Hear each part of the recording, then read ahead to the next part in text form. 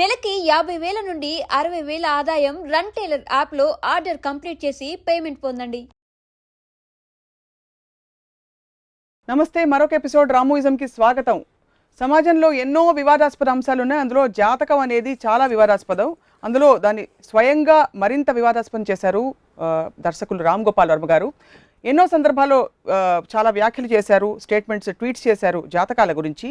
ఇవాళ ఇదే అంశంపై రామోయిజం, రామ్ గోపాల్ వర్మ గారి జాతకం.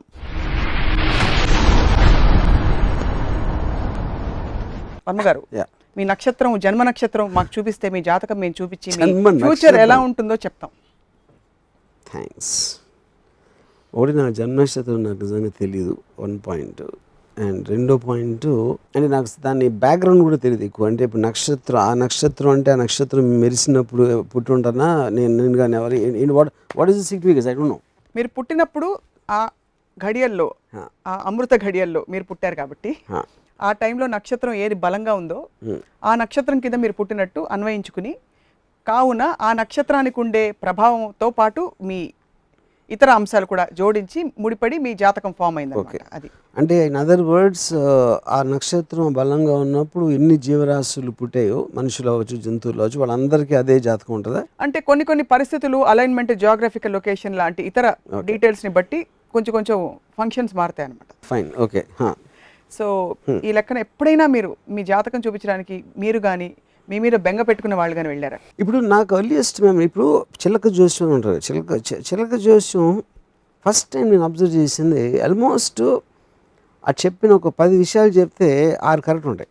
I was quite surprise. First time నాకు కాన్షియస్గా, నాకు ఏ ఏజ్లో నేను అది చూసాను గుర్తులేదు.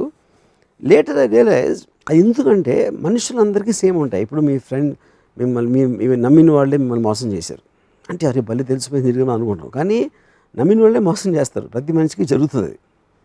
కానీ నా ఒక్కడికే జరిగింది అని మనం అనుకుంటాం కాబట్టి, అరే బలి చెప్పేసాడు ఈ జోషుడు అంటాం. సేమ్ థింగ్ ఎక్స్టెండ్స్ టు వార ఫలాలు వస్తాయి కదా, దిన ఫలాలు, వార ఫలాలు, వాట్ ఎవర్ దట్ ఈస్. ఆ వారంకి మీరు మిమ్మల్ని అర్థం చేసుకునే వాళ్ళు చాలా తక్కువ అంటారు. ప్రతి ఒక్కరికి ఫీల్ అవుతారు. ఉసామా బిన్ లాదెన్ నుంచి జార్జ్ బుష్ వరకు అదే అనుకుంటాడు, అని అర్థం చేసుకోవట్లేదని. సో ఏదేది మీ మనసుకు నచ్చుతుందో, మీరు నాకు రాశులు నాకు తెలుగులో తెలియదు, యారీసో, సైజిటేరియసో, లేకపోతే క్యాప్రికాన్, ఇవన్నీ ఏ అయితే ఉన్నాయో మనందరం ఏం చేస్తామంటే ఉట్టి మన వారఫలం చదువుతాం, మన నక్షత్రం, what ever that is called, మన సన్ సైన్. వేరే వాళ్ళకి చదవం. ఆడ బేసిక్గా మీరు అగ్రిగేట్ తీసుకుంటే అందరికీ సేమ్ ఉంటుంది. మ్యాక్సిమం ఒక 4-5 వేరియేషన్స్ ఉంటాయి. అదే వాళ్ళు తెలివి ఇవన్నీ మార్చేస్తారు. సో ఎవరి కాళ్ళు, ఇవాళ నాకు ఇది వచ్చేసింది, అది ఇవాళ నాకు వచ్చేసిందని వాళ్ళు హ్యాపీ. అప్పుడు ఏంటి, మీ ఈగోని సాటిస్ఫై చేయడానికి అందరికీ అలాంటి సిమిలర్ ప్రాబ్లమ్స్ ఉంటాయని మీరు తెలుసుకోలేని ఈగోలో ఉన్న కారణం వలన ఇలాంటి ఈ సన్ సైన్ ప్రిడిక్షన్స్ అనేది వర్కౌట్ అవుతాయి. జాతకాలతో మీకుండే అబ్జర్వేషన్స్ చెప్పండి. ఒకటి, అందరికీ ఇవే అప్లై అవుతాయని చెప్పారు. జాతకాల పట్ల విపరీతమైన నమ్మకం పెట్టుకున్న వాళ్ళు చాలా మంది ఉంటారు. పెళ్లిళ్ళు చేసేటప్పుడు కూడా 2 హారోస్కోప్స్, వాళ్ళ మనసులు మ్యాచ్ అయ్యాయి కూడా చూడరు. కరెక్ట్, హారోస్కోప్స్ మ్యాచ్ అయ్యి చూస్తారు.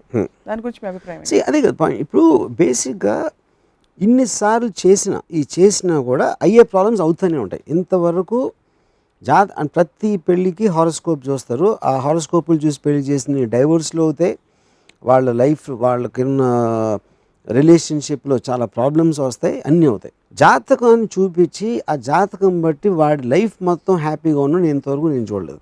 ఆ జాతకం చెప్పినట్టు అది అయింది ఇంతవరకు నేను చూడలేదు. అయినా కూడా ఎందుకు? బికాజ్ మనిషి యొక్క డెస్పరేట్ ఫర్ నా జాతకం, నా చేయి చూడు, ఇది నీకు పెద్ద ఈ ర్యాక్ ఏదో ఉంది, నీకు లాంగ్ లైఫ్ ఉంది, లేకపోతే నీకు ఇది ఉంది, ఇక్కడ షార్ట్ అయిపోతుంది, ఏదో ఇవన్నీ చెప్తే వేరే పని లేదు కాబట్టి అదొక మనసులో ఒక ఎంటర్టైన్మెంట్, ఒక hope, more than anything else, ఒక హోప్ అది.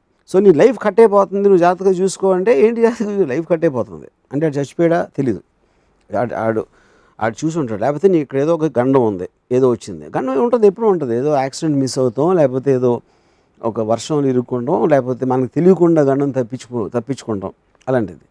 So basically this is about అంటే నాట్ డైరెక్ట్లీ రిలేటెడ్. ఈ డెస్టినీ అనేది, జాతకం అనేది బేసిక్లీ అది.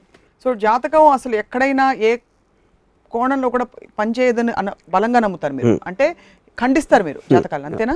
I think the ridiculous. అంటే నా పాయింట్ ఏంటంటే, ఇప్పుడు ఒక అస్ట్రాలజర్ కానీ ఒక ఎవరైనా అంటే whatever they are called, వాళ్ళు ఎంతవరకు నీకు ఇలాంటి గండం వస్తుంది, లేకపోతే ఇది అవుతుంది, లేకపోతే ఎలక్షన్ గురించో లేకపోతే ఇలాంటివి చెప్తారు. కానీ greatest catastrophes in history of mankind ఒక జాతి చెప్పలేదు.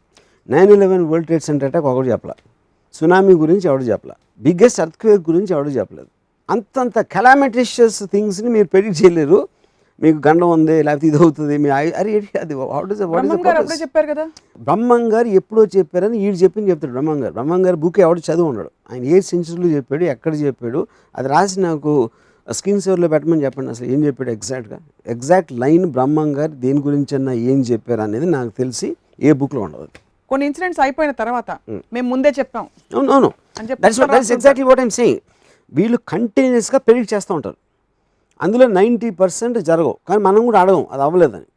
ఎప్పుడైతే జరిగిందో చూసావు కదా, అప్పుడు చెప్పాను కదా అంటారు. అది మీరు ప్రెడిక్ట్ చేస్తుంటే ఏదో ఒకటి జరుగుతుంది, ఏదో ఒక కెలమిటీ జరుగుతుంది, ఏదో ఒక ప్రాబ్లం వస్తుంది.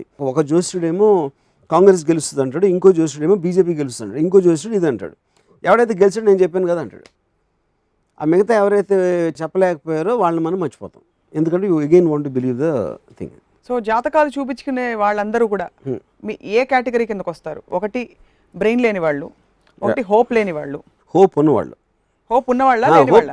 హోప్ ఉన్నవాళ్ళు. ఎందుకంటే పాయింట్ ఏంటంటే వాళ్ళు ఇంటర్ప్రిట్ చేసుకుంటారు. బ్యాడ్ న్యూస్ చెప్పినా కూడా ఏదేదో చేస్తే దాన్ని మనం బైఫర్కేట్ చేయొచ్చు. అట్లీస్ట్ మీకు ఆల్రెడీ తెలుసు కాబట్టి ఒక ప్రాబ్లం రాబోతుంది మీ జాతక దాని మూలన.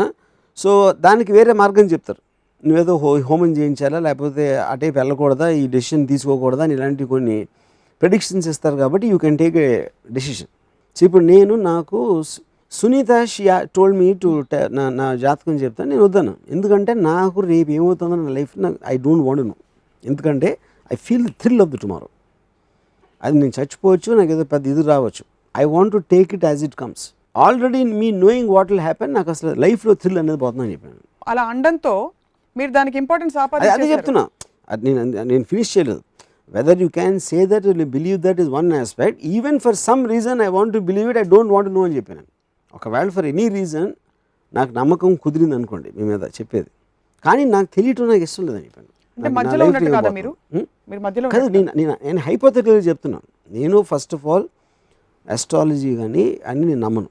I have not seen a single proof నాకు తెలిసిందే నిజం అని క్వశ్చన్ కాదు. బట్ నమ్మే వాళ్ళ సైకాలజీ ఏంటి, వాళ్ళు నమ్మేటట్టు చెప్పేవాళ్ళ టాక్టిక్ ఏంటి అనేది I believe, I know that. So ఏం చేస్తే మీకు ప్రూఫ్ అవుతుంది కొంచెం చెప్తారా? సపోజ్ అస్ట్రాలజర్స్ చాలా మంది చూస్తున్నారు. ఇప్పుడు నేను అస్ట్రాలజర్ కానీ చిలక జ్యోతిష్యుడు కానీ anybody who claims to do that చాలా పర్సంటేజ్ రైట్ ఉంటారు. నేను వాళ్ళు ఎప్పుడు రాంగ్ వెళ్ళడం నేను చూడలేదు. వారఫలం it will be right.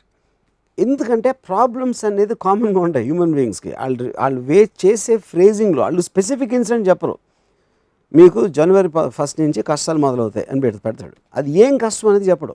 Okay, maximum generalisation ఏంటి, మీ ఫైనాన్షియల్ ప్రాబ్లం వస్తుంది, లేకపోతే మీ ఇంట్లో వాళ్ళు ఏదో అవుతారు, మీ ఫ్రెండ్స్ నుంచి మీకు కొంచెం అన్ఎక్స్పెక్టెడ్ ప్రాబ్లం వస్తుంది, ఇలాంటివి చెప్తారు.